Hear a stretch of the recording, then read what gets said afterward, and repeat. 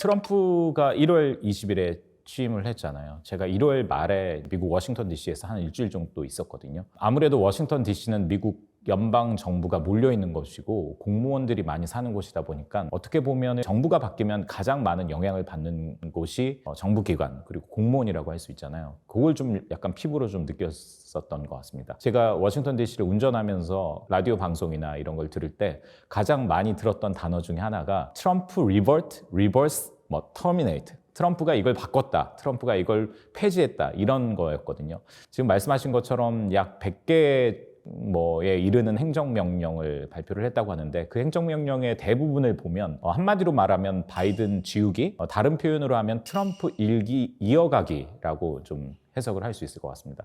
예를 들어서 그 트럼프가 선거운동 기간에도 가장 강력하게 얘기했었던 것 중에 하나가 국경 문제, 불법 이민자 문제에 대해서 바이든 정부가 너무 약했다라고 얘기를 했잖아요. 그리고 또 거기에 대해서 많은 유권자들이 호응을 했고요. 그래서 트럼프 대통령이 당선된 측면이 있죠. 그래서 그것들을 굉장히 강력하게 이행을 하고 있더라고요.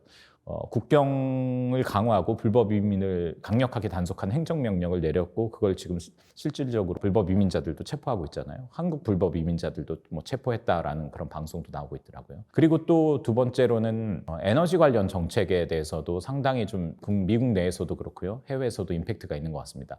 이른바 바이든 정부는 그린 정책을 많이 썼다면 트럼프 대통령은 그걸 다 이제 되돌리려는 그런 정책들을 하고 있는 것 같습니다. 알래스카의 LNG를 다시 공급하거나 수출하는 것도 재개를 했고 또 그리고 파리 기후변화 협약에 다시 탈퇴를 하는 그런 행정명령을 내렸고요. 그리고 또 친환경 자동차에 대한 바이든 정부의 여러 가지 특혜라든가 보조금을 다시 되돌리겠다 이런 얘기도 많이 하고 있고요. 그리고 이제 최근에 가장 임팩트 있는 거는 아무래도 관세 부분인 것 같아요. 트럼프가 관세를 사랑한다 이런 얘기를 굉장히 많이 하잖아요. 취임하자마자 관세를 퍼붓지는 않았지만 이미 멕시코와 캐나다에 대해서는 관세를 부과하겠다라고 했다가 양 국가의 정상들과 전화 통화를 하면서 일단은 유예하기로 했고요. 또 중국에게도 이제 관세를 시행하겠다라고 이야기를 했습니다만 아직 시진핑하고는 이제 합의가 안 돼서 이걸 철회하겠다, 유예하겠다라는 발표는 하지 않은 것 같고요. 그리고 가장 최근에는 일반 관세라고 해서 미국으로 들어오는 철강이나 알루미늄 수출품에 대해서 다 25% 관세를 부과하겠다 이렇게 얘기를 하고 있잖아요. 그러니까 취임 100일 동안에 아직 100일이 안 됐습니다만 한 20여일 동안에 그동안의 선거운동 기간을 하겠다라는 것을 굉장히 트럼프 대통령 입장에서 보면 추진력 있게 지금 하고 있는 그런 상황이고요. 그런 만큼 그 어떤 직격탄을 받는 국가들은 상당히 좀 약간 혼돈이라고 할까요? 굉장히 긴장을 하고 있는 것 같습니다. 바이든 정부와는 굉장히 좀 많이 다르죠. 국내적으로도 사실 다를 수는 있습니다만 대외 정책에서 좀 다르다라고 좀 볼 수 있을 것 같습니다. 맨살을 좀 더 깊이 들여다보면 과연 바이든 정부와 트럼프 정부가 동맹국들의 입장에서 많이 다르냐? 라고 생각하면 꼭 그렇지 않다라는 저는 그런 생각을 해요. 왜냐면은 과거에는 미국이 세계의 패권 국가로서 경찰 노릇도 하고 그리고 자유무역 그리고 다원주의 이런 것들을 떠받치는 그런 역할을 했었잖아요. 그런데 이제 미국이 갈수록 힘들어지고 또 중국은 부상하고 다른 동맹국들이 더 잘 살게 되면서 미국은 점점 그런 얘기하고 있거든요. 우리가 예전만치 않다. 그렇기 때문에 우리 덕분에 잘 살게 된 동맹국들이 좀 힘을 보태라 이런 얘기를 계속하고 있잖아요. 그런데 이제 그 방법론에 있어서 바이든은 사실 동맹들에게 좀 당근을 많이 주는 것 같아요. 예를 들면 인플레이션 감축법도 IRA 결국은 이제 미국에 많이 투자를 해라. 미국 제조업을 부흥시키겠다라는 정책인데 보조금을 줘서 동맹국들을 부르고 유관 산업을 부르는 그런 게 어떤 바이든 정부의 당근 정책이었다면 트럼프는 굉장히 거칠게 얘기를 하잖아요. 협박을 해서 채찍을 휘둘러서 겁을 줘서 동맹들이 움직이게 하는 약간 그런 차이가 있는 것 같습니다. 당장 관세만 하더라도 실질적으로 관세를 매기는 그런 효과도 있지만은 협상장에서 레버리지로 활용하는 좀 협박하는 그런 것도 있잖아요. 그래서 동맹국들 입장에서 보면은 바이든 정부도 그렇고 트럼프 정부도 그렇고 미국이 우리들에게 요구하는 것은 많지만 그 레토릭의 차이는 상당히 좀 다르다라고 좀 느낄 수 있을 것 같습니다. 트럼프가 과연 미국의 패권주의를 원할 것이냐 이런 부분에 대해서 좀 질문을 해야 될 것 같은데 과연 트럼프가 패권주의로 나가느냐라고 했을 때 저는 우리가 생각하는 정통적인 패권주의와는 조금 다를 거라고 생각합니다. 예를 들어서 그동안의 어떤 미국의 패권주의라고 하면 세계 곳곳에서 미군을 주둔하고 그리고 세계 질서를 떠받치고 자유무역을 떠받치는 그런 역할들을 했었다면 그렇기 때문에 미국 무역 적자가 굉장히 늘어났고 미군들의 희생도 있었고 사실 미국 입장에서는 우리가 굳이 이렇게까지 해야 되나라는 그런 생각들이 좀 있었다면 트럼프는 그런 미국인들의 퀘스천에 굉장히 적극적으로 대답했던 정치인이고 그걸 통해서 정권을 잡았다라고 해도 과언이 아니죠. 그렇기 때문에 트럼프가 하려고 하는 대외 정책은 저는 패권주의 입장에서 설명하기보다는 미국 우선주의, 그러니까 미국에게 이익이 되는 것들을 하겠다. 대외 정책에서도 그렇고 군사적인 개입도 굉장히 선택적으로 할 거고요. 그렇기 때문에 과거에 우리가 생각하는 절대적인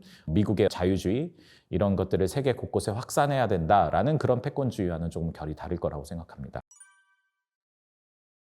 제가 트럼프 일기 때 워싱턴 DC에서 취재를 했었는데 그때는 사실 트럼프도 그렇고 그리고 트럼프를 맞이하는 미국 사회도 굉장히 갑작스러웠던 것 같아요. 그때만 하더라도 트럼프는 워싱턴의 이단아라고 불렸잖아요. 그리고 심지어는 트럼프가 공화당 후보로 대통령에 당선됐습니다만 공화당 내에서도 든든한 어떤 정치적 기반은 없었거든요. 그래서 트럼프가 임명했던 여러 핵심 참모들, 외교안보 특히 핵심 참모들이 트럼프와 굉장히 코드를 잘 맞는 그런 인사라기보다는 공화당의 정통적인 어떤 관료라든가 장성 출신이라든가 명망가들을 임명을 했습니다. 예를 들어서 렉스 틸러슨 첫 국무장관 그리고 짐 매티스 국방장관 이런 사람들 모두 다 공화당에서 신망받는 그런 인사였는데 하지만 주요 아젠다에 있어서는 트럼프와 굉장히 부딪혔죠.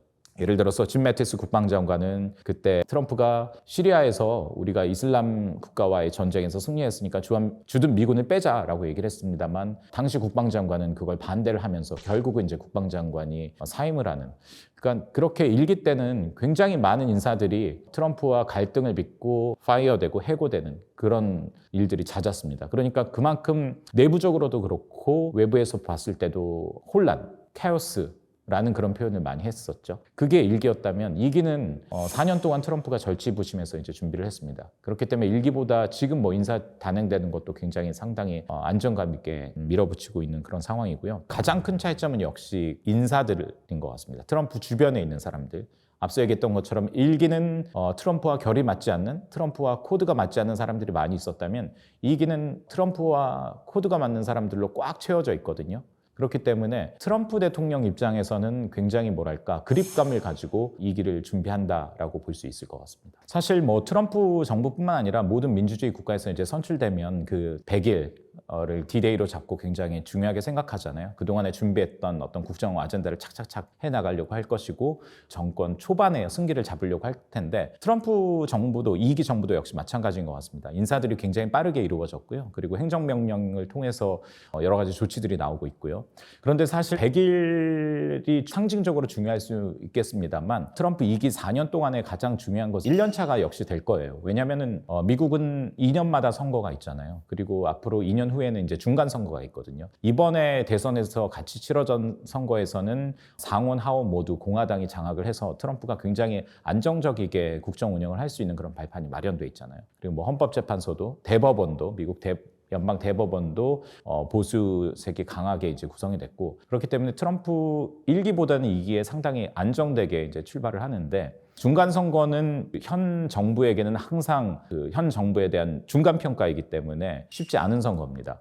그렇기 때문에 트럼프 입장에서는 2년 동안의 미국 내 유권자들 자신들에게 표를 줬 특히 러스트벨트의 유권자들의 마음을 계속 유지를 해야 될 거고요. 이런 국내 정책, 대외 정책에 앞으로 계속 집중을 할 거라고 생각합니다. 사실 전폭적인 지지를 어떻게 정의하느냐에 따라 좀 다르겠습니다만 1기 때보다는 확실히 이 마가를 지지하는 게 많다라고 볼 수 있습니다. 그게 이번 선거를 통해서 그 숫자로도 나타났잖아요. 1기 때 그 힐러리 클린턴 당시 민주당 후보와 붙었을 때는 트럼프 후보가 전체 유권자 투표에서는 졌잖아요. 하지만 선거인단을 많이 확보했기 때문에 승리를 했는데 그렇기 때문에 어떻게 보면 반쪽 승리라고 볼 수 있습니다. 그런데 이번에 2기 정부를 출범시킨 지난해 대선에서는 트럼프가 전체 유권자 투표에서도 거의 49.9% 정도, 절반 정도를 확보를 했습니다. 그 말은 무슨 말이냐. 트럼프가 외치는 미국을 다시 위대하게 그 마가라는 아젠다에 있어서 미국 국민들이 의 공감대가 굉장히 두텁게 형성됐다라고 볼 수 있습니다.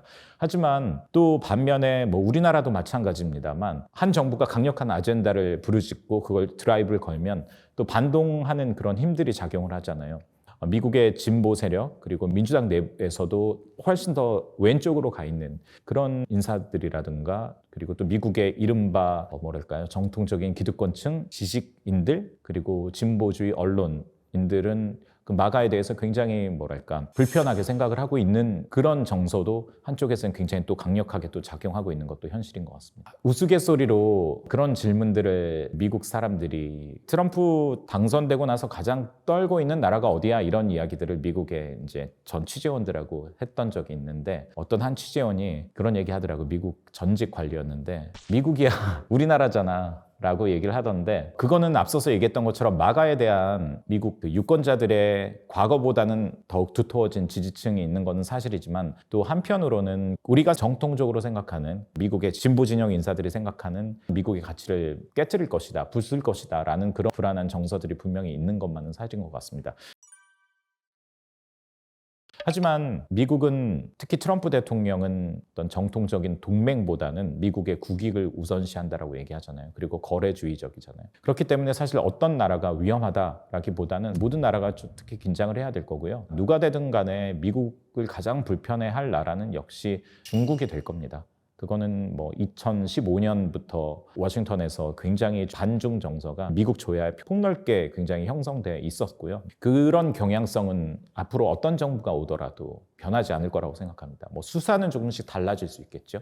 그렇기 때문에 앞으로 가장 힘든 나라가 어디냐라고 하면은 역시 중국이다라고 이제 생각합니다. 미국에 가면 사실 중국과 관련된 문화들이 굉장히 많아요. 왜냐하면 중국 식당, 차이니스 테이크어웨이 미국 사람들이 많이 이용을 하고요. 그리고 미국의 그 달러트리라고 우리나라로 치면 다이소 같은 굉장히 싼 생활용품들을 파는 그런 곳을 보면 다 메이드 인 차이나입니다. 그리고 또 워싱턴 DC에 가보면 각종 백악관과 뭐 트럼프 대통령 상징하는 기념하는 기념품들 있잖아요. 스비니어. 이런 것도 보면 다 메이드 인 차이나예요. 그러니까 중국은 이미 미국에 뗄래야 뗄 수 없을 만큼 굉장히 성큼 와 있는 나라입니다만 2016년, 2017년 그 시기에 일단 워싱턴에서는 중국에 대한 기류가 확 달라지는 것을 느낄 수 있었습니다. 과거에는 뭐 오바마 대통령 때만 하더라도 중국의 성장이 세계 경제의 성장이다라고 얘기를 했습니다만 그리고 또 이제 중국을 국제사회에 편입시키면 국제사회 일원으로서 책임 있는 일원으로서 역할을 다할 것이다 라는 그런 기대가 있어서 미국 정부는 중국과 수교한 79년 이후에 전략적 관여를 계속 폈습니다만 중국이 부상하면서 특히 시진핑이 집권한 이후부터 2010년 이후부터는 워싱턴에서 중국이 이상하네?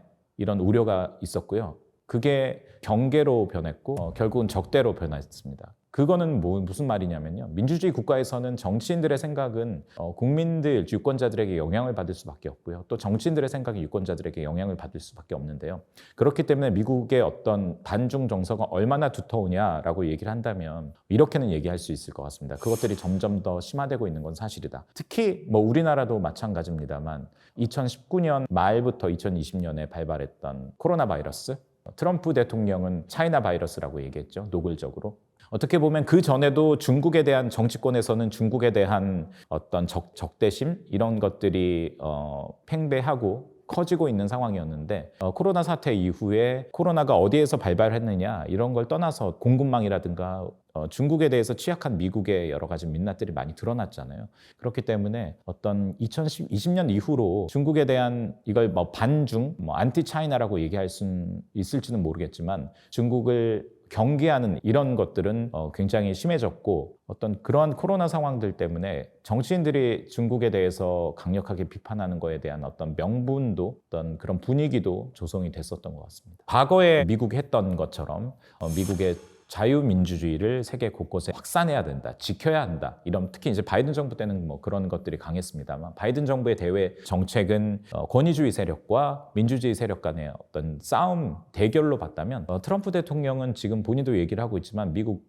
우선주의, 미국의 이익이 되는 것들을 하겠다. 동맹이든 어떤 나라이든 간에 미국의 손해보는 장사는 하지 않겠다라고 하고 있잖아요. 그렇기 때문에 동맹국들에게 방위비 분담금을 얘기를 하고 있고요. 또 그리고 특히 동북아, 인도태평양 지역의 동맹국에게는 중국을 견제하는 데 있어서 많은 역할을 해라 이런 요구들을 계속 할 거고요. 그렇기 때문에 한마디로 요약하면 트럼프의 대외 정책, 트럼프의 패권주의는 결국은 미국 우선주의를 확장하는 그런 방향으로 나간다라고 보면 되지 않을까 싶습니다. 사실 중국하고 미국은 지금 트럼프뿐만 아니라 바이든 정부 때도 트럼프 1기에서 했던 대중국 강경 정책을 그대로 받아갔잖아요. 사실 바이든 정부가 출범했을 때 그랬거든요. 그 바이든 1기 국무장관이었던 토니 블링컨 국무장관이 당시 인사청문회에서 이런 얘기를 했습니다. 나는 트럼프 정부의 모든 것을 다 비판하고 부정하지만 단 한 가지만은 높게 평가한다. 그건 바로 중국에 대해서 강하게 한 것이다. Tough on China라고 표현을 했습니다. 그리고 그게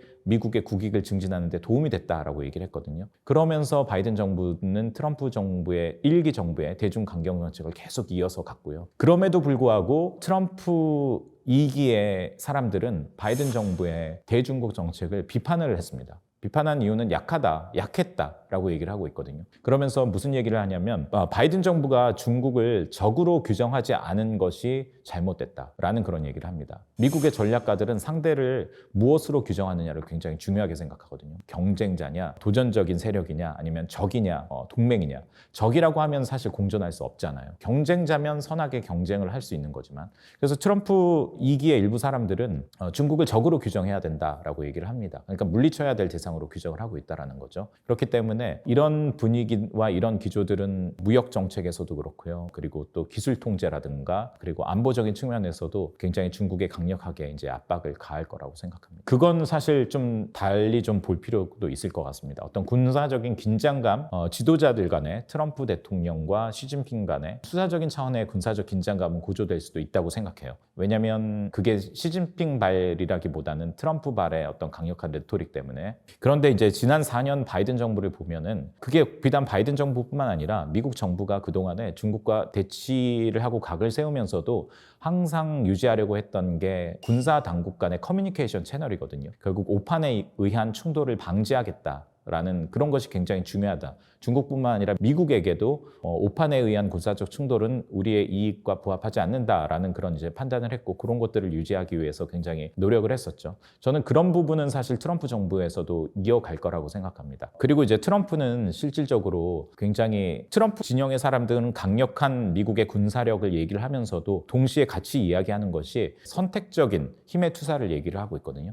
그러니까 모든 분쟁 지역이나 모든 갈등 지역에 우리의 힘을 투사하지 않겠다, 집중하겠다라는 건데, 사실 그 힘의 투사는 지금 중국에 집중되고 있는 것은 사실입니다. 그런데 이게 어떤 당장 물리적인 충돌을 염두에 뒀다기보다는 결국은 두 패권 국가잖아요. 두 패권 국가는 모든 영역에서 군사, 안보, 경제, 심지어는 이데올로기까지 대치하고 있는 지점이기 때문에 그런 준비는 계속 할 거라고 생각합니다. 그리고 이제 파나마 운하, 그리고 또 그린란드, 이런 거는 사실 1기 때도 이야기를 했었잖아요. 근데 결국은 많은 전문가들도 그렇게 분석을 하고 있습니다만 중국을 견제하려는 포석이다라고 해석을 하면 큰 무리는 없을 것 같습니다. 일단 위쪽에 그린란드를 보면 그린란드는 덴마크령이고 1기 때도 트럼프가 그린란드에 대해서 굉장히 욕심을 내는 이야기를 했었잖아요. 일단 거기에는 히토류라고 하는 천연 자원이 풍부하다고 하잖아요. 그런 것도 있겠습니다만 사실 그린란드 이 북극 이쪽에는 미국이 러시아, 특히 중국의 대륙간 탄도미사일 활동을 탐지할 수 있는 중요한 위치입니다. 전략적인 위치이기 때문에요. 그리고 이제 미국과 중국의 경쟁이 심화되면서 또 군사적인 긴장이 고조됐을 경우에는 미국은 분명히 그린란드에서 전략기지를 통해서 중국을 들여다보고 싶은 그런 마음이 있을 것입니다. 그리고 파나마도 역시 사실 파나마가 중앙 아메리카에서 대서양과 태평양을 연결하는, 그래서 그 지역을 운항하는 상선이라든가 구담들이 굉장히 멀리 돌아가지 않고 가까이 갈 수 있는, 굉장히 상업적으로도 그렇고요. 그리고 해군력 측면에서도 중요한 곳이죠. 그런데 그곳에서 중국의 영향력이 계속 확대되고 있습니다. 그러니까 중국의 물동량도 점점 늘어나고 있고요. 파나마 운하를 관리하는 제반 시설에 대한 중국의 자본도 많이 들어가고 있고요. 그렇기 때문에 미국 입장에서는, 트럼프 정부 입장에서는 이런 전략적인 지역에서 중국에 대한 영향력이 확대되는 것을 당연히 견제할 수밖에 없고요. 그렇기 때문에 이것을 단순히 어떤 영토를 확장하겠다라는 차원에서 접근하기보다는 중국과의 패권 경쟁에서 주도권을 쥐겠다, 미국의 앞마당에서 중국의 영향력이 확대되는 것을 견제하겠다, 이런 움직임으로 보면 될 것 같습니다. 중국하고 미국과의 대만을 놓고 미국과 중국의 기싸움, 사실 저는 기싸움이라는 표현이 참 적합하다라고 일단은 생각을 합니다. 왜냐하면 사실 미국과 중국의 관계가 좋았을 때는 대만이 그렇게 큰 문제가 되지는 않았습니다. 대만을 둘러싼 중국과 미국의 이견은 과거에도 존재했었거든요. 그렇지만 그것들이 큰 갈등이나 민감한 이슈로 대두되지는 않았습니다. 하지만 미중 간의 관계가 안 좋을 때 대치할 때는 이 대만이 굉장히 끓는 발화지점이 되고 있는 것만은 사실입니다. 특히 제가 워싱턴 DC에 있었을 때 2021년에 데이비드슨 창이라는 말이 유행을 했거든요. 그 말은 2021년 당시 인도태평양 사령관이었던 필립 데이비슨이 상원 군사위원회 청문회에 나와서 이런 얘기를 했습니다. 타이완 병합은 중국의 야심찬 목표다. 그리고 그 위협은 향후 6년 안에 분명해질 것이다 라고 얘기를 했습니다. 그게 2021년의 발언이니까 6년을 다음에 2027년이죠. 그러니까 그 2027년에 중국의 타이완 침공설이 그때부터 이제 본격적으로 이제 대두됐었는데 그 말은 왜 나온 거냐면 시진핑 주석이 중국 인민해방군에게 타이완을 병합할 군사적인 준비를 2027년까지 마쳐라라고 명령을 했다고 하죠. 그런 것들을 미국의 군 고위 관계자들이 공식적으로 확인을 했습니다. 2021년부터 1년에. 그러면서 이제 2027년 타이완 침공설이 이제 대두가 됐었는데요.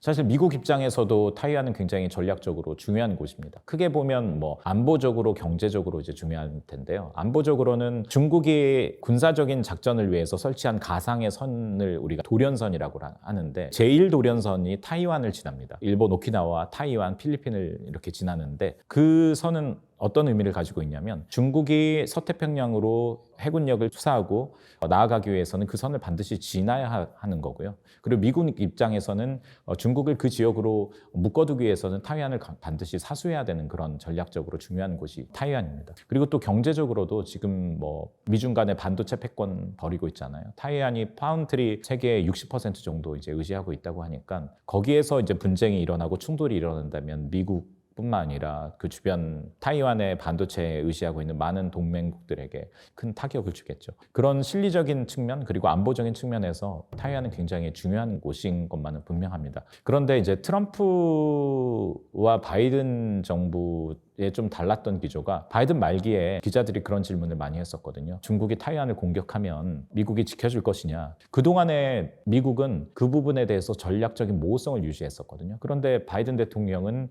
우리는 타이완을 수호할 것이다 라고 공공연히 얘기를 했어요. 그 말은 전통적인 미국 정부의 타이완에 대한 전략적 불투명성과는 상반되는 이야기를 바이든이 한 거잖아요. 그렇지만 트럼프는 선거운동 기간에 똑같은 질문을 받았을 때 나는 얘기하지 않겠다라고 얘기를 했어요. 그 말은 무슨 말이냐면 트럼프는 중국과의 관계에서도 그렇고 타이완 간의 관계에서도 서로를 상대에 대한 어떤 그런 위협, 타이완 입장에서는 중국에 대한 위협, 중국 입장에서는 타이완 그런 것들을 상대편과의 협상 테이블에서 분명히 레버리지로 이용을 하려고 할 겁니다. 예를 들면 타이완의 어떤 뭐 경제적으로 그리고 이런 부분들을 압박하면서 우리가 중국의 군사적인 행동이나 강압적인 행동으로부터 우리가 당신들을 지켜주지 않을 수도 있다. 이런 뉘앙스를 펼치면서 타이완에게 긴장감을 조성하면서 본인들이 원하는 것을 트럼프 대통령이 원하는 것을 취하려고 할 수도 있을 거고요.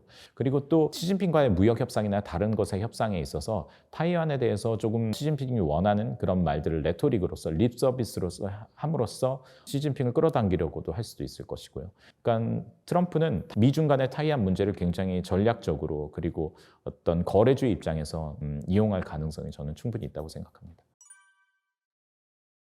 아시아는 굉장히 큰 곳이잖아요. 그렇기 때문에 아시아가 굉장히 뭐 판이 흔들린다라고 이제 생각하기보다는 미국은 과거 오바마 행정부 피보트 아시아 회귀 정책에서부터 그때부터 계속 중국 때문에 아시아로 힘을 투사했습니다. 경제력도 집중시키고요.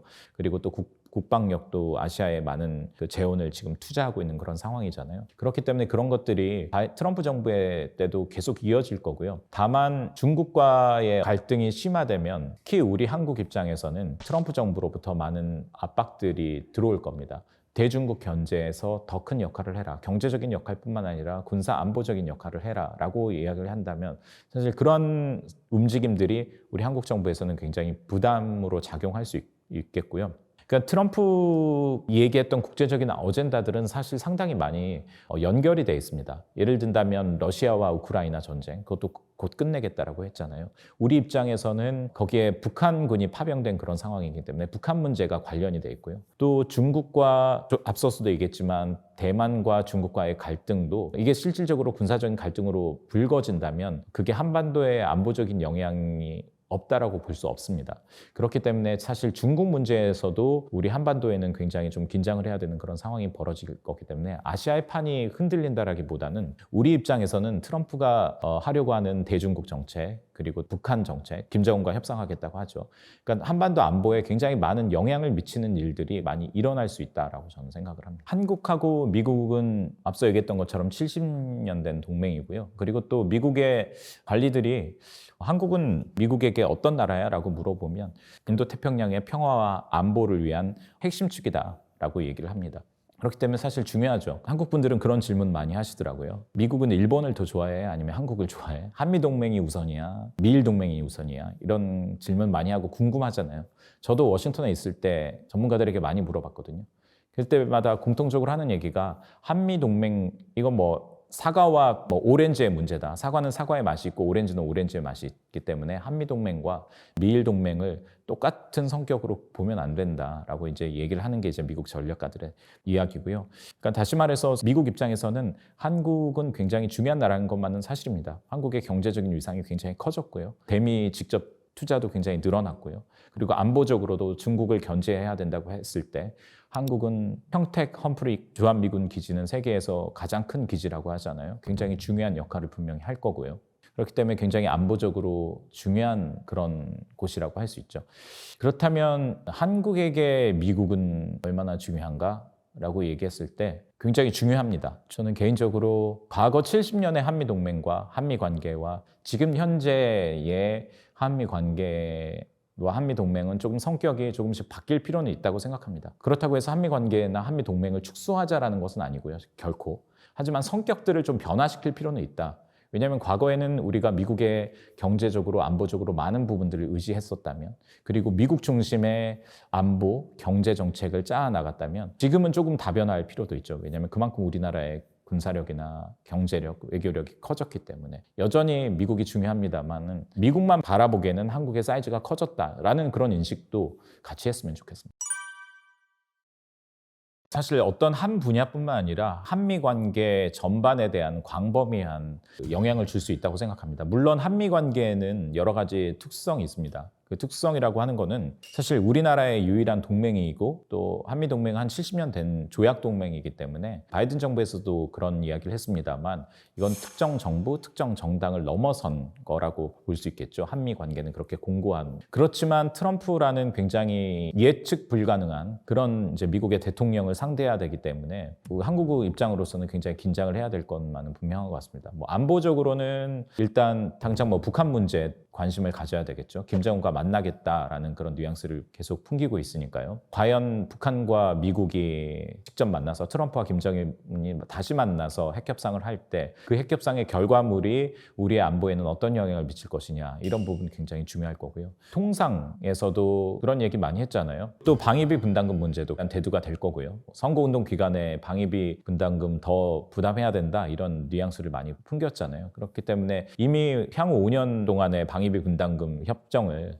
바이든 정부와 윤석열 정부가 마쳤습니다만 분명히 다시 하자고 할 겁니다. 통상도 역시 마찬가지일 거고요. 관세 문제 그리고 또 한국의 많은 기업들이 지금 미국에 투자를 했잖아요. 그런데 뭐 현대차라든가 삼성전자, 미국의 각종 인센티브를 겨냥해서 했던 투자들 과연 그런 인센티브가 이어질 것이냐 이런 것도 굉장히 지켜봐야 될 것이고요. 또 결국은 중국 문제, 그동안의 과거에 한 70년 동안 한미 관계를 결정지었던 것이 북한 문제였다면 앞으로 70년은 사실 중국 문제가 한미 관계의 온도를 결정할 거라고 저는 생각하거든요. 그렇기 때문에 중국을 견제하는 데 있어서 한국에 대한 역할, 버든 쉐어링 이런 것들이 트럼프 2기 때는 과연 어느 정도 선까지 요구할 것인지 이런 부분들이 굉장히 또 긴장이 될 수 있고 또 일각에서는 트럼프는 한국의 핵무장을 뭐 용인할 수도 있을 것이다 뭐 이런 얘기 하잖아요. 분명히 핵무장에 대한 어떤 다이나믹들 그런 이야기들은 과거보다는 훨씬 더 많이 나오게 될 겁니다. 그러니까 사실 어느 한 분야에 영향을 안 미치는 것이 없다라고 봐야겠죠. 그 1기 때는 사실 그 재협상을 다시 했잖아요. 2기 때는 글쎄요. 트럼프 1기 때 백악관 국가안보회의에 있었 한 전직 관리랑 인터뷰를 했었는데 그 관리는 우리가 1기 때 한미 FTA 재협상을 했기 때문에 또 다시 요구하지는 않겠느냐라고 얘기를 했습니다만 뭐 그 관리가 통상과 직접적으로 관련된 관리는 아니기 때문에 트럼프 진영 내에서는 그런 기류들이 있는 거는 분명한 것 같습니다. 과거에 재협상을 했기 때문에 굳이 또 재협상을 할 필요가 있을까라는 목소리가 분명히 있고 지금 트럼프 대통령이 계속 관세 이야기를 하고 있잖아요. 그리고 지금 이미 철강이나 알루미늄에 대해서는 부평 관세를 25% 높이겠다라고 얘기했기 때문에 이런 부분에 있어서 뭐 한미 FTA를 기존의 협정을 폐기하고 새로운 협정을 맺는 그 정도 수준은 아니라 하더라도 통상 문제에 있어서 한국과 미국이 굉장히 좀 머리를 맞대야 되는 협상장에서 만나야 되는 일은 굉장히 뭐 당연한 수준이라고 생각합니다. 방위비 분담금 재협상은 분명히 저는 당연할 거라고 생각해요. 트럼프가 그렇게 하겠다고 얘기를 했으니까요. 어느 정도의 수준이냐는 이제 좀 협상을 해봐야겠죠. 트럼프가 뭐 100억 달러 얘기를 했습니다만 실질적으로 100억 달러를 요구한 건 아니고 내가 대통령이 됐으면 100억 달러까지 받았을 것이다 라고 얘기를 했잖아요. 그러니까 세게 부르고 협상장에서 어떤 합의를 보는 그런 수순들이 분명히 있을 거라고 생각하고요. 근데 이제 주한미군이 철수될 것이냐 이 부분은 먼저 답을 하자면 사실 철수까지는 가지 않을 거라고 생각합니다. 1기 때 트럼프 대통령이 방위비 분담금 협상이 잘 안 됐을 때 주한미군을 철수하자라는 그런 얘기를 했다고 하죠. 그런데 그때 마이크 폼페이오 국무장관이 각하 그건 2기 때 하시죠 라고 얘기를 했다고 하잖아요.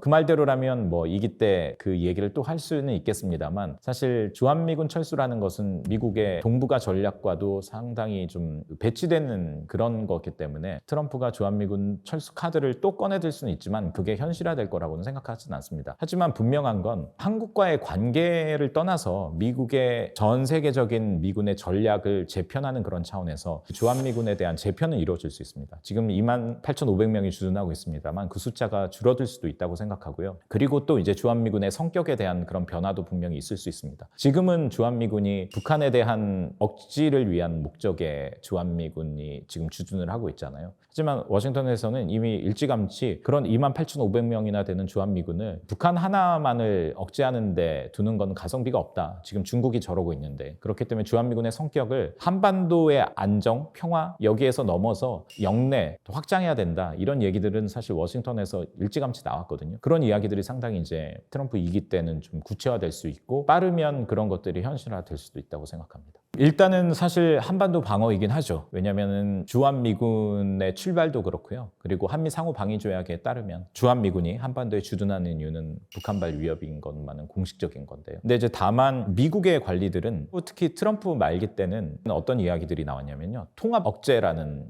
이야기들을 군사 전략가들이 많이 합니다. 통합 억제라는 것은 첫 번째 미국의 전력들이 통합되어야 한다라는 것을 넘어서 미국의 동맹국과 미국의 어떤 전략도 통합되어야 된다라는 그런 이야기를 합니다. 그러니까 미군, 그리고 주한미군, 주일미군, 그리고 영내에 주둔한 다른 많은 미군들과 동맹국들의 전력들이 통합 운영되어야 된다라고 얘기를 하는데 그런 필요성은 영내의 미군 전략가들의 표현을 그대로 빌리자면 영내의 위협도 굉장히 통합적이게 되고 인터그레이트 되고 있다라고 얘기를 합니다. 과거처럼 소련만 중국만, 북한만이 아니라 때로는 지금 러시아와 우크라이나 전쟁은 북한과 러시아의 어떤 통합된 위협으로 나타나고 있잖아요. 그런 것처럼 사실 영내의 위협들은 굉장히 통합되어 있다라는 게 어떤 미군 전략가들의 생각이고요. 그리고 또 그런 얘기도 많이 합니다. 타이완에서 중국이 군사적인 행동을 할 경우에 그 틈을 타서 북한이 한국에 군사적인 도발을 할 수 있다. 왜냐하면 미군에 있는 영내 전력들이 타이완 방어에 집중된다 보면 아무래도 한반도에 사각지대가 생길 수 있기 때문에 북한이 그 틈을 노릴 수도 있다. 뭐 이런 얘기를 하거든요. 그렇기 때문에 미국 전략가들의 입장은 이 방위나 안보들이 상호 굉장히 유기적으로 연결돼 있다고 하기 때문에 주한미군의 역할도 단순히 북한 방어만이 아니라 더 나아가서 영내 위협, 좀 더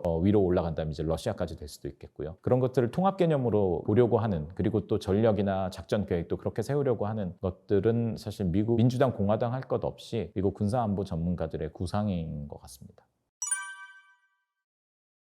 트럼프 대통령이 김정은을 3번을 만났잖아요. 그러니까 미국 지도자를 1년에 이렇게 3차례 만날 수 있는 세계 정상 그렇게 많지는 않을 거예요. 우리나라도 동맹이라고 하지만 1년에 단독 정상회담은 많으면 2차례 정도 할 겁니다. 그런데 1기 때 트럼프 대통령은 싱가포르 정상회담 2018년 6월 이후 한 번 만났고 2019년 2월에 하노이에서 만났고 그리고 또 판문점에서 만났잖아요. 분명히 김정은과 뭔가 합의를 하려는 그런 의지는 있는 것 같습니다. 그리고 무슨 이유에서인지 모르겠지만 김정은을 좋게 보는 것 같아요. 그런 얘기를 공공연하게 하고 있잖아요. 물론 거기에는 김정은을 관리하려는 그런 차원도 분명히 있을 텐데요. 이것만은 분명한 것 같습니다. 트럼프는 1기 때 김정은과 합의 보지 못했던 미완으로 머물렀던 북미 협상을 2기 때는 어떤 형태로든 타결짓고 매듭 지으려고 할 거고요. 그걸 통해서 그동안의 40년 동안 미국의 어떤 지도자도 오바마도 해결하지 못했던 북한 문제를 내가 해결했다라는 그런 이야기를 분명히 하고 싶어 할 거라고 생각합니다. 트럼프 정부에서 북한 핵보유고 뉴클리어 파워라는 말이 트럼프 대통령을 통해서도 나왔고요. 그에 앞서서는 피터 헤그세스 국방장관 인사청문회 때도 그 얘기를 했었죠. 그 단어 자체가 약간 좀 주목해야 될 부분은 분명히 있는 것 같습니다. 그러니까 이게 한국의 일부 언론이 보도한 것처럼 북한을 핵 보유국으로 인정하는 뉘앙스다라고 해석하기에는 저는 무리가 있다고 생각하거든요. 다만 그동안의 정통적인 미국의 관리들이나 고위 당국자들이 북한의 핵 보유 상황에 대해서 표현하는 그 방법과는 조금 다른 것만은 좀 분명한 것 같아요. 그렇기 때문에 이 표현들이 앞으로 계속 어떤 상황, 어떤 맥락에서 쓰일 것이냐, 그리고 지속적으로 반복될 것이냐, 이런 부분들을 좀 봐야 될 것 같고요. 하지만 뭐 당장에는 이런 효과도 있는 것 같아요. 사실 북한의 현실을 그대로, 실질적인 상황을 그대로 반영한 말이라고 볼 수 있잖아요. 사실 북한이 핵 역량을 가진 것은 사실이니까. 그리고 트럼프 입장에서도 북한은 핵 보유국이라는 말을 썼을 때 손해볼 것은 없을 거라고 생각해요. 일단 한국 언론에서 긴장하게 만들었잖아요. 그리고 북한을 핵 보유국으로 인정해 주는 거야? 라고 일단 긴장하게 만드는 효과도 있었을 거고, 그리고 김정은 입장에서도 혹시 하는 그런 기대감을 갖게 했을 것이고요. 그리고 또 미국 내에서는 미국 시민들이나 유권자들을 향해서는 북한은 핵 보유국이야. 이거 엄청난 심각한 문제야. 우리가 해결해야 될 문제야. 내가 우선순위를 둬야 될 문제야. 라고 주의를 환기시키면서 본인이 그렇기 때문에 이 문제를 해결할 것이다. 다룰 것이다. 라고 얘기할 수 있는 어떤 논리적인 명분도 될 거고요. 그렇기 때문에 사실 저는 미국 입장에서는 이게 이제 분명히 미국이 북한을 트럼프가 핵 보유국으로 인정했다라고 보는 거는 굉장한 무리가 있고 그런 해석에는 동의하지 않지만, 트럼프가 이 말을 했을 때 손해볼 건 없다. 역시 트럼프는 미국 우선주의구나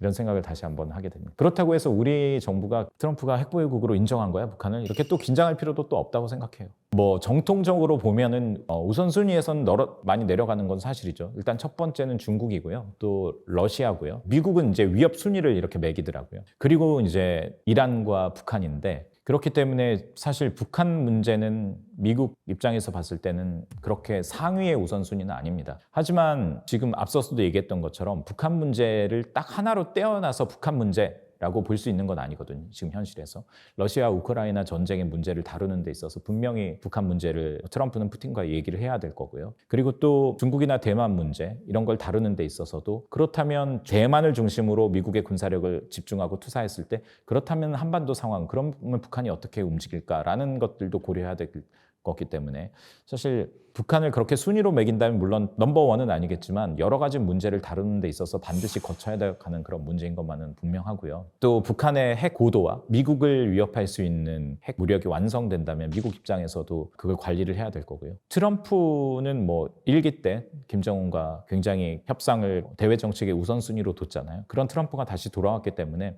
과거 바이든 4년보다는 틀림없이 북한 문제가 우선순위로 다뤄질 것만은 사실입니다. 그렇지만 또 나중에 얘기할 기회가 있을지는 모르겠습니다만, 바이든 정부 때 생각이 그랬거든요. 북한 문제 복잡한 문제니까 우리가 굳이 손대지 말자. 그래서 전략적 인내 2.0이라는 이야기가 나왔잖아요, 바이든 정부 때. 사실 그런 성격들이 그대로 유지되고 있는 것만은 사실이거든요, 북한 문제라는 특성이. 그럼에도 불구하고 트럼프는 이 북한 문제에 대해서 관심을 가지고 있기 때문에 바이든 정부 4년보다는 상당한 우선순위로 갈 수 있을 거라고 생각하고요. 우리가 생각하는 것보다 더 빨리 트럼프와 김정은의 직접적인 대화가 수면 위로 갑자기 올라올 수도 있다고 생각합니다. 사실 한국이 핵을 가지면 좋을까라고 단순하게 물어본다면 당연히 좋겠죠. 왜냐하면 핵을 가진 나라는 별로 많지 않잖아요. 그만큼 핵을 갖는다라는 것은 정치적, 전략적으로도 우위를 갖는다라는 얘기고요. 그리고 당장 우리의 첫 번째 위협인 북한이 핵을 가지고 있기 때문에 우리도 핵은 핵으로 막아야 된다. 그런 측면에서 보자면 한국의 핵무장은 한국에는 이익이 될 수 있다고 생각합니다. 그런데 이제 질문을 좀 바꿀 필요가 있어요. 사실 이 질문은 뭐 다른 나라에 해도 마찬가지일 거예요. 예를 들어서 아프리카의 어떤 나라가 핵무장 되면 좋을까라고 물어보면 우리 핵 갖고 싶어 싶어라고 얘기를 할 거예요. 근데 이제 우리가 해야 될 질문은 과연 이게 현실적인가? 우리가 핵을 가질 수 있을 것인가? 이 질문에 이제 답을 해야 하는 게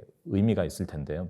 미국 정부의 공식적인 정책은 비확산입니다. 더 이상 그 핵을 확산하지 않겠다라고 얘기를 했고요. 그리고 트럼프가 직접적으로 한국의 핵무장에 대해서 얘기는 하진 않았지만 트럼프의 국무장관인 마크 루비오 국무장관은 이번에 청문회 때 북한 문제 어떻게 해결할 것이냐라고 얘기를 했을 때 전제로 달았던 이야기가 북한 문제 해결하긴 해야 되는데 주변에 있는 주변국들 일본, 한국, 대만이 자체 핵을 갖지 않도록 하는 그런 방법으로 해결해야 된다라고 얘기를 했어요. 그렇기 때문에 트럼프 정부의 저는 2기의 기조도 한국에게 그렇게 쉽게 핵을 내어줄 거다라는 거는 생각하진 않거든요. 그렇지만 다만 어떤 핵무장에까지는 아니라 하더라도 과거 그랬던 것처럼 한국의 전술핵을 다시 재배치한다던가 아니면 그리고 한미 원자력 협정을 재개정해서 핵을 갖지 않는다 하더라도 한국이 핵 연료를 생산할 수 있는 그런 능력을 보유하도록 해준다던가 이러한 그런 협상들을 이야기해 볼 수 있는 그런 것들은 사실 바이든 정부 때보다는 여지는 조금 더 있을 수 있다고 생각합니다. 바이든은 굉장히 그거를 인도태평양 동북아 정책의 핵심으로 봤습니다. 그래서 이제 캠프 데이비드 정상회의에서 한국과 일본의 정상을 한데 모았죠. 바이든 정부는 사실 바이든 대통령 자체가 미국과 한국과 일본을 한데 모으는데 굉장히 많은 외교적 자산을 투여를 했거든요. 그리고 그것에 대한 일정 부분의 성과가 있었고요. 왜냐하면 이 영내에서 일본과 한국은 가장 똘똘한 그리고 가장 잘 사는 미국의 동맹이에요. 그렇기 때문에 중국을 견제하는 데 있어서 혼자 힘이 붙이다면 당연히 함께 하자라고 할 대상이죠. 한국과 일본은. 그래서 이제 바이든 정부 때는 한미일 협력을 굉장히 강화했었고요. 그거를 이제 트럼프도 이어갈 것이냐. 그러니까 다시 말해서 바이든만큼 한미일 협력에 대해서 드라이브를 걸 것이냐. 이건 조금 지켜봐야 될 것 같기는 해요. 왜냐하면 트럼프 대통령은 동맹을 그렇게 과거의 전통처럼 숭배하거나 동맹을 첫 번째 안보의 이익이라고 생각하는 그런 지도자는 아니잖아요. 그렇기 때문에 바이든 정부 때처럼 한미일 간에 드라이브를 걸 것이냐라고 생각하면 그건 좀 지켜봐야 되는데 하지만 트럼프 행정부 초기의 2기의 움직임을 보면은 여전히 중국을 견제하는데 한미일 협력이 중요하다라고 이제 판단을 하고 있는 것 같습니다. 왜냐하면 얼마 전에 있었던 미일 정상회담, 트럼프 대통령이 일본 총리와 회담을 했죠. 거기 공동 성명을 보니까 한미일 협력에 대해서 명시를 했더라고요. 과연 어떤 정치적인 동력을 과거만큼 받을 것이냐 이거는 좀 지켜봐야 되겠습니다만 중국을 견제하는 데 있어서 지금 어느 정도 규합된 한미일 협력들을 트럼프 2기도 계속 이어가려고 할 텐데요. 트럼프는 어떨지는 모르겠는데요. 워싱턴의 전략가들은 한미일 협력이 결과적으로는 궁극적으로 동맹의 수준까지 가야 된다라고 생각을 하는 것 같아요. 그거의 첫 단추가 저는 캠프 데이비드 정상회의였다고 생각하거든요. 그때 한국과 미국과 일본이 유사시 상호 협의한다, 상호 협의를 의무화한다까지는 나가지는 않았지만 상호 협의를 하겠다라는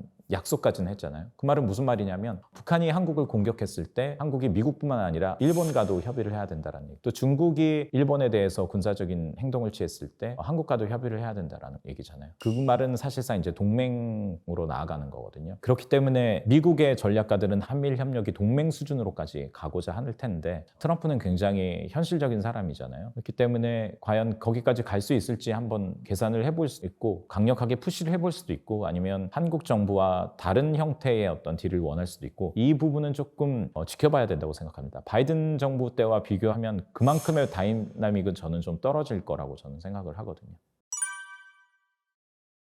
2028년에 워싱턴에서 8월에 제가 이제 인터뷰했던 전문가 가운데 오바마 정부 때 국방부에서 인도태평양 차관보를 했던 그렉슨 전 차관보와 인터뷰를 했었는데 그때 이제 제가 질문했던 것 중에 하나가 동맹 간에도 거래를 하고 특히 이제 트럼프 정부 출범하면 많은 이제 거래를 해야 될 텐데 한국이 미국에 이용할 수 있는 레버리지는 뭐냐라고 물어봤거든요. 그때 그렉슨 장군이 이 사람이 해병대 사령관 출신이거든요. 그렉슨 전 사령관이 조선업 얘기를 하더라고요. 사실 그러면서 그런 얘기를 했는데 냉전이 끝나면서 사실 미국은 더 이상 바다에서 큰 전함들이 싸워야 될 그런 시대는 오지 않을 거라고 생각을 하고 해군력에 그렇게 많은 투자를 하지 않았다. 그런데 지금 국제 정세가 이렇게 변하지 않았느냐. 타이완에서 군사적 충돌이 일어난다면 해군력 간의 충돌이 될 가능성이 크잖아요. 그렇기 때문에 미국의 해군력, 미국의 함정들은 점점 노후화되고요. 그런 노후화된 함정들을 수리하기 위해서는 저기 미국 본토까지 가야 되는데 많은 시간이 걸리고 재원이 걸리고 가성비가 떨어지는 거잖아요. 그렇기 때문에 미국은 틀림없이 한국, 일본을 통해서 조선 협력을 하려고 할 겁니다. 근데 그거는 좀 더 트럼프 대통령이 과거에 윤석열 대통령과 전화 통화할 때 그 얘기를 했습니다만 그게 어떤 형태의 협력이 될지는 좀 지켜봐야 될 것 같아요. 특히 이제 한국 입장에서는 실질적으로 미군의 해군 함정이 한국의 어떤 부두나 어떤 항구에 정박해서 수리를 한다라고 한다면 미군은 틀림없이 그 부분을 볼 거거든요. 중국의 미사일 위협에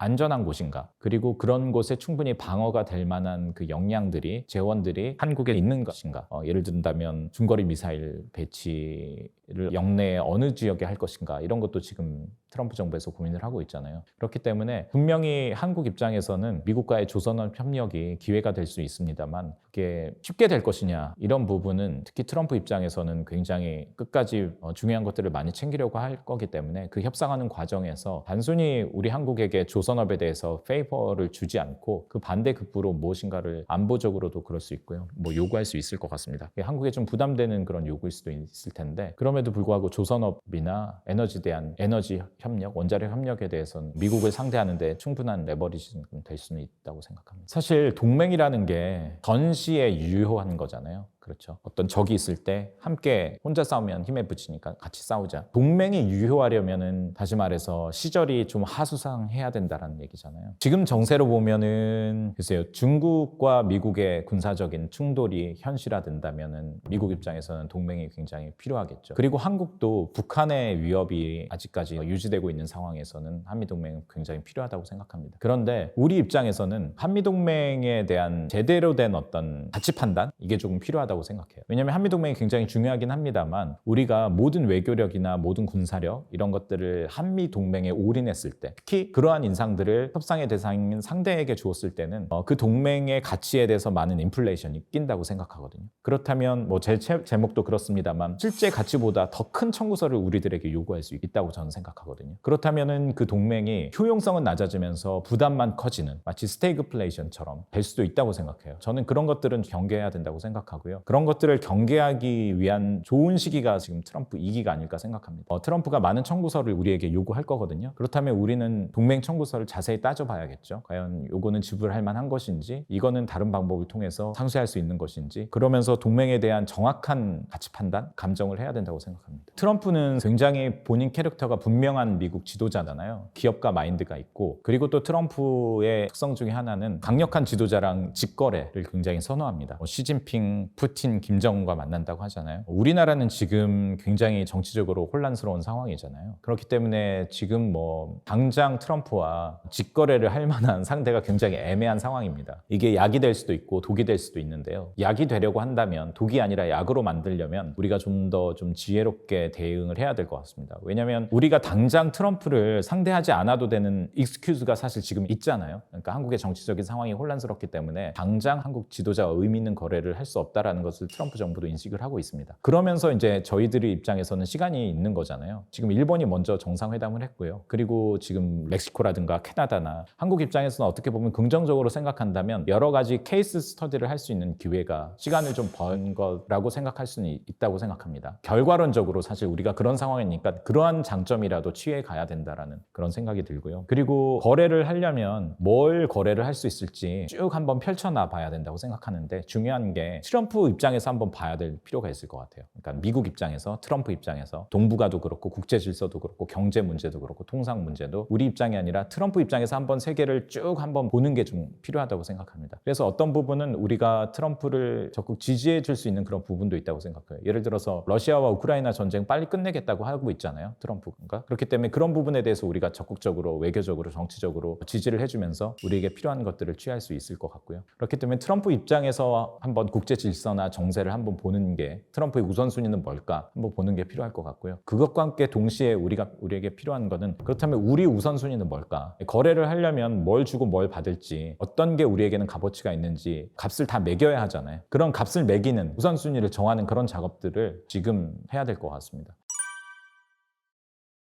저는 이 책이 지난 16년부터 2023년 동안 워싱턴에서 제가 이제 한국 출신으로서 백악관 국가안보회의 등을 출입을 하면서 느꼈던 것들, 그리고 그런 것들을 썼던 건데요. 제 개인적으로는 저의 워싱턴 표류기라고 생각하고 썼거든요. 왜냐면은 제가 한국 출신입니다만 미국의 매체에서 일을 했잖아요. 그렇기 때문에 똑같은 한미 관계를 다룬다 하더라도 한국의 입장이 아니라 미국의 입장에서 기사를 생각하고 내러티브를 전개해야 되는, 다시 말해서 제 기사에 주어가 바뀐 생활을 한 8년 동안 했었던 것 같아요. 그게 쉽지는 않았다라고 생각이 들었거든요. 그렇기 때문에 저에게는 상당한 그게 그 기간들이 표류였다고 생각합니다. 한 개인의 표류는 이렇게 경험이 될 수도 있고 저처럼 이렇게 또 책으로도 남기면서 성장이 될 수도 있다고 생각하는데, 국가의 표류는 굉장히 쇠퇴의 지름길이라고 생각하거든요. 과거에 100년 전에 구한말 때 우리나라의 외교가 표류하면서 굉장히 우리나라가 쇠퇴했잖아요. 그렇기 때문에 저는 한 국가가 표류하지 않기 위해서는 그 국가가 추구해야 될 주어가 무엇인지가 굉장히 중요하다고 생각합니다.